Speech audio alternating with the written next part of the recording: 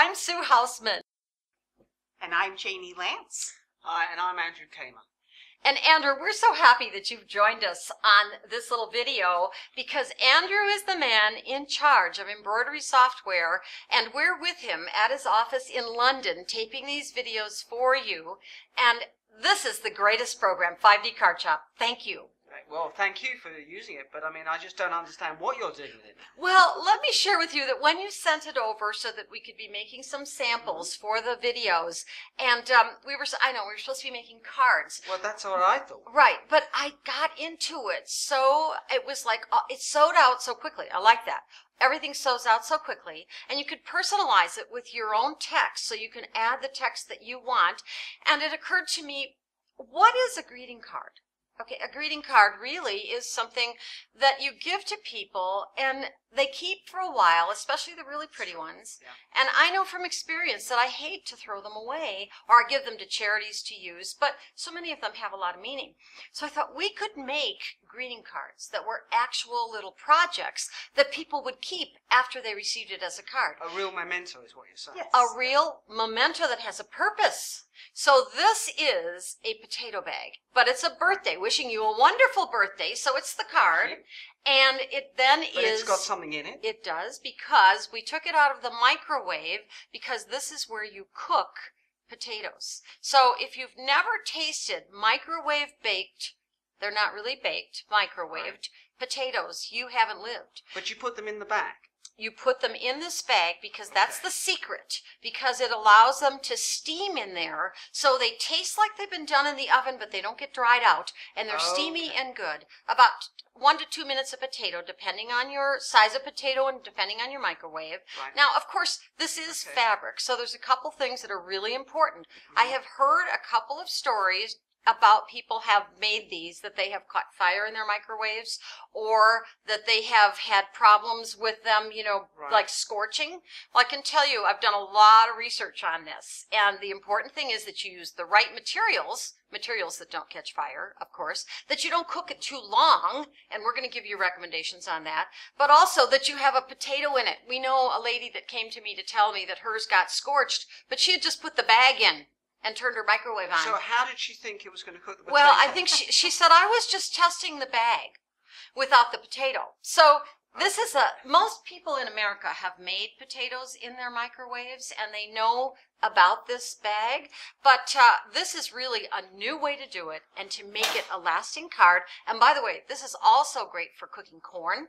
The corn goes in. You'd like that, Janie. Yes, we were going to do sweet corn pretty soon. Okay, about 2 minutes an ear, sometimes a little less. Just run it under water, the corn, put them in, and cook them about 2 minutes an ear. They taste delicious, and of course, it's not like cooking them underwater. You don't lose the nutrition. Right. So for corn, also for warming the taco shells. In Arizona, we do a lot of the tortilla shells and warm them, and we serve them in the bag and we make several of these. But then you need a different size bag, wouldn't you? Well, we made a round one. But you can do in the squares too, but you just slide them in there because they just fit in there like this. But serve them then. We serve our potatoes in the bag at the table. Oh, so we they're drop warm. we drop this right into a plate and serve it right like this.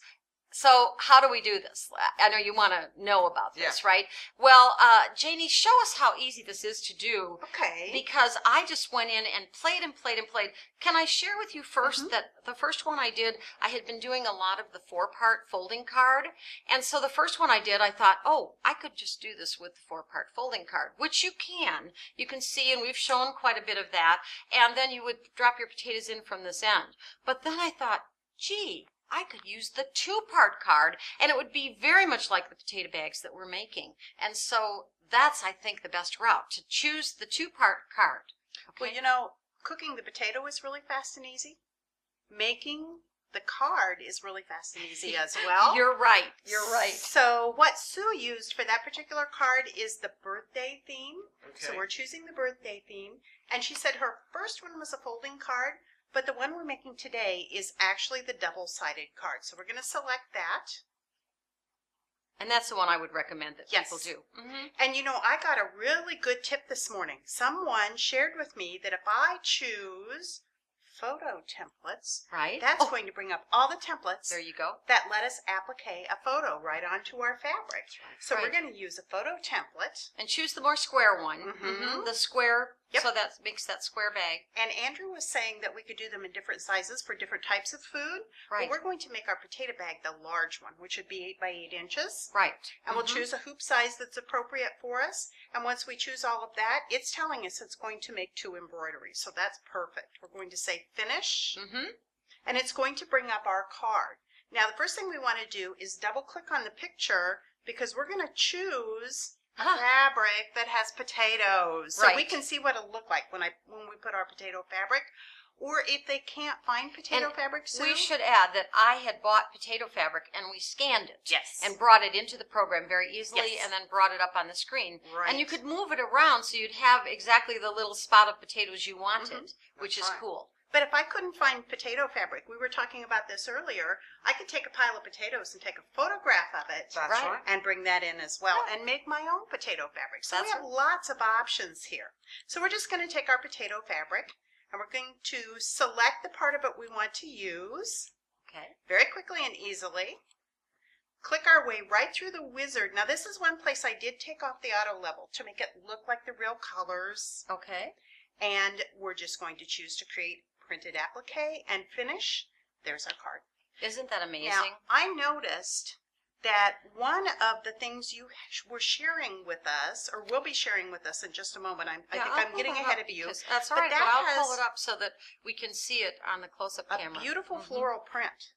So we're going to come out here and tell it, it's great.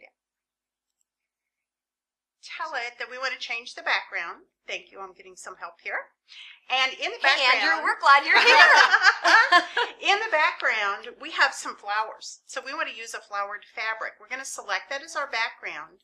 And then once you get a fabric in there, you want to preview and see what it will look like depending on where you cut that fabric out. You can even select the background and move it around. And quilters know this term, fussy cut. Right. That's literally what we're doing, is seeing how it will look if we fussy cut our fabric. I found this especially helpful to know that the fabric, particularly one-way prints, were going the right direction on my card. Yes. That I found really helpful. Yes. So The other thing we can do is, and we're going to just do a different background up here real quickly. So we'll put a color in. We're going to put a poem, a sentiment, because you have a sentiment on the back of your card that makes it very personal. I do, and what it says is, have a great birthday, then use this card to microwave potatoes. It's easy, not hard. Wash, don't poke, put potatoes in bag, micro 1 to 2 minutes for each. Delicious, no gag. Yeah, I think the instructions are very useful. Yes. Okay. And we had a little extra tip that was really nice, because we're going to make lots of them. You might like to write a poem up in your word processing software, copy it, and then you can bring it right back into CardShop. So you're copying pasting.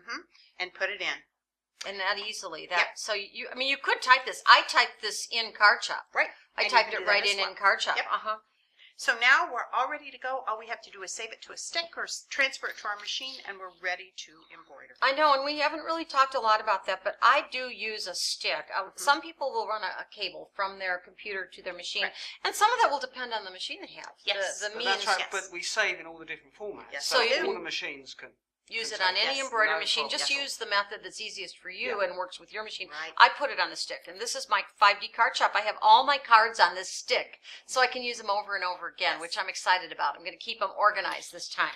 So now we're ready to make it. And the most important thing is that you use all cotton materials, because they are not flammable or meltable like the polyesters and things. So it's important to use cotton thread on your bobbin and on the top. So That would work really well with these designs, though, because the cotton thread's a little heavier, the designs are a little more open. yes, because they don't stitch out so heavy. They'll stitch with the heavier Yes. cotton threads. Yes. And then, of course, you need cotton fabric, and you need a top layer, because we're doing, again, a little quilt. It's like making a little quilt that cooks your potatoes. So we have a backing fabric, and we have a topping fabric, and the top is cotton, and the back is cotton. All cotton fabric. And don't use the fabric if you don't know what it is, okay? But here's the key. you need a batting that is 100% cotton. And this is sold on a roll. It's now especially for these tater bags, because even battings that say cotton, you said it, Janie, the ones that say they're 100% cotton. They have a scrim in them. Sometimes it's a synthetic. Yeah, so sometimes there's a resin, okay. there's a scrim. So this is special tater batting, and it says 100% natural cotton batting. And it means that it has no resins, it has no adhesives, no scrim in the batting. And it actually says for potato Yeah. bags. It says, so- and it's sold in packages, and it's also sold. You didn't know about it. I did not Yeah. know that. See, that's key to this whole thing, this whole issue of worrying about fire Sure. and everything. So, what have we hooped? We've hooped our backing, we've hooped our tater batting, and we've hooped our topping fabric. And then, of course, the first thing, it's stitched. When I slid this on, obviously I loaded the design and brought it up.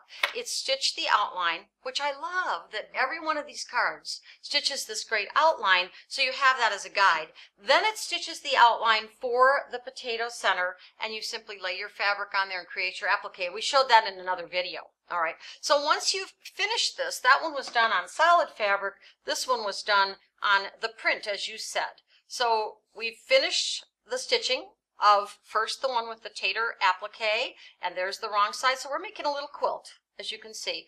And then we stitch the other one, which basically we have the back, and again, it's a little quilt.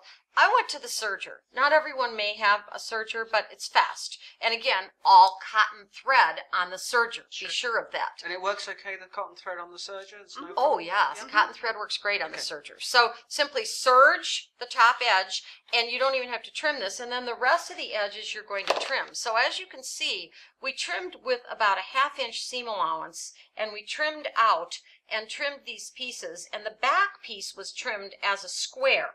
So it was an 8-inch center. It's about a 9-inch square. But the front piece, we left an extension. Do you see how that worked out? So the actual square in the center, 7.5. I left 1/2 inch down here, and I added my 1/2 inch seam allowance, but I also added another 1.5 inches so that I would have up here a fold over. And you'll see in a minute why we want that. All right. So now you're going to run this through the serger, and just so it looks a little more finished, turn that under so that it is hemmed. Okay? Because that's going to fold back over and hold those potatoes in there and let them steam. Okay. Yeah. Now here's where I don't want to say I get confused, but every time I make one of these, once you've made one, use it as your template. But I forget which way to fold this little lip when you're going to sew it. And the way it's folded, it actually, as you can see, is folded the right side, and it's folded toward the right side. And see, that seems wrong. That seems wrong. And then we put these two right sides together, and we serge. Vroom, vroom, vroom. We serge around those 3 sides, and you can see how fast these go. Oh, yeah. And then turn them. By the way, I usually run a little sample always with my serger of the same weight, and that's the scraps I cut off the edge. You know, when I trimmed, I always have scraps to try. And then we turn it right side out, put your potato in, and as I said, you have the instructions because there they are. Simply put your potatoes in about 1 to 2 minutes per potato, no longer. Usually it's about 2 minutes a potato, depending on the microwave. We do these at high temperature, full temperature in your microwave, and you will be amazed. Can I wash that bag? Well, that's really important. Not only can you wash it, you should wash it before you use it, and you should wash it each time you use it. It's like a wood cutting board that you're cutting meat on. Any kind of food. Would you use that again for something else before washing it? No. So we do recommend. Now, the thing I didn't mention is that you want to not poke these potatoes. Right. You don't poke them with a fork like we normally do. Because I was just about to say, because that's how I've been told to I do know. it. You don't poke do them, it with a fork. and you run them under the tap. The Okay. water. So they're a little damp, and then you put them in damp, and that gives you a little extra steam. Same with the corn. Obviously, you don't poke the corn, but you run it under the tap, and you put it in, and so they're a little damp as you put them in. But yes, Janie, very important. After you've used it, wash it often. So you're going to want to make a couple of these. But they're so But fast. They are fast, and they just pop in. Just like you wouldn't use towels over and over again without washing them in your kitchen. You wash these often.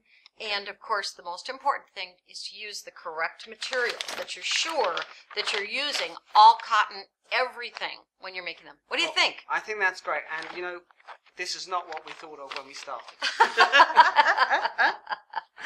But what a wonderful project.